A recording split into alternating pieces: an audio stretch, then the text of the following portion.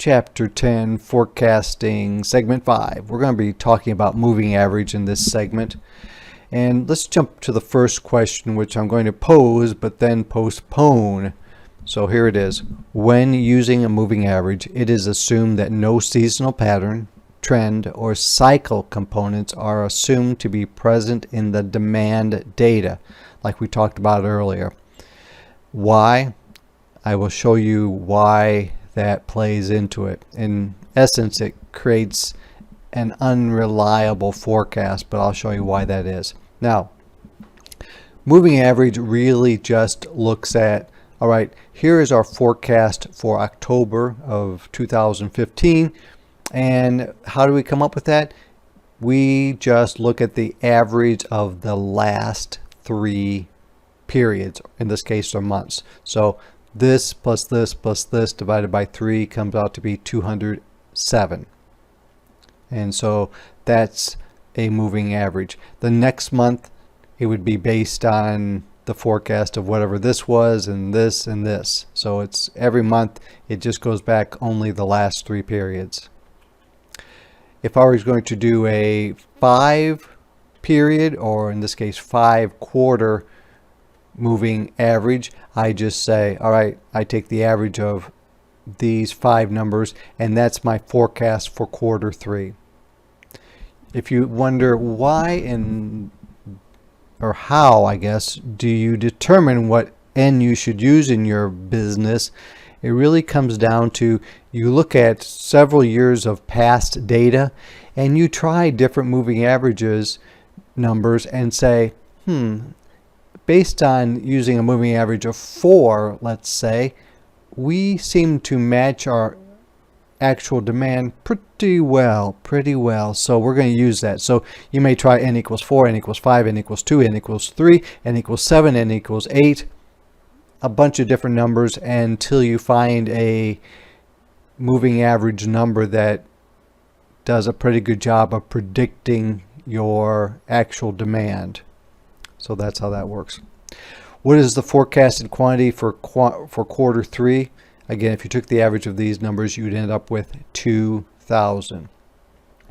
I will talk about this briefly. Why would a quarter start on July 1 rather than January 1? There's a number of reasons, but 2 come to my mind pretty quickly. Number 1 is the accounting people and the support people don't want to be in over the holidays, between the end of year holidays, doing the books in order to close out the year. So that's one consideration. Another consideration is sometimes you have a product that is seasonal in nature, and you don't want to end your fiscal year at a time where you may look bad in terms of sales or profitability. Like, for example, if you were making garden rakes, if you ended on December 31st, you would have a problem because people stopped buying rakes in October or September, more or less, and so your sales would plummet. Perhaps your profitability would plummet, and so you don't want to have your investors say, "Wow, these people are really tanking." You may want to end when the garden rakes are at their peak, and you know when that is because it's seasonal. So that's really the other reason. And the other question I'm going to pose, and I'm going to talk about this in just a minute with an example, is a 5-period moving average moves more slowly to demand changes than a 3-period moving average. Why? Well, I'll show you, but in a nutshell, it really comes down to this, is you're looking at 5 periods back versus 3. So if you have old data, like the 4th and 5th period data, if that's not reflecting your current demand, it's going to drag you down, or it's going to overinflate your numbers. And I'll show you an example of that in just a little bit. All right, let's jump over to here to an example. All right.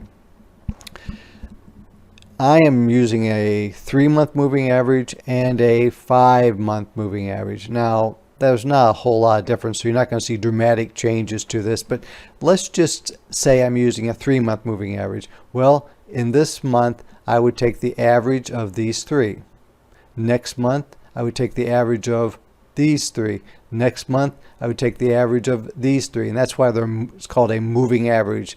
The average moves down each month. For a 5-month, I take the average of these 5. The next month, I take the average of these 5. Next month, I take the average of whatever those 5. And that's how the moving average works. But let's just go ahead and plug in some numbers. And just to make it interesting, I'm going to pretend now that there's a trend to help answer that first question. So let's just say that I am now, all of a sudden I have this upward trend, and now in October I'm running 215, and I'm running 225 the next period, and I'm running 235 the next period, and look what happens. My forecast error is really starting to spike and become more problematic. See, it's 4, 8, 9% is how far off my demand is with regard to my forecast. And it's even worse when you have a 5-month moving average, because it does not respond as well to the changes. This one, look at it, says run 216 for using a 3-month. This one says run 212. In January, it says run 217 for the 5-month. This one says run 225. This one's trying to keep up with the increasing demand. This one is still saying, all right, not only am I using these numbers, but I'm also using these low numbers here.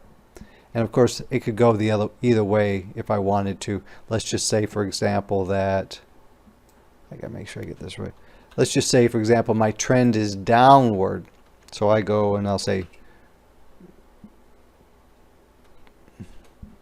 195, 185, 175, just for illustration purposes.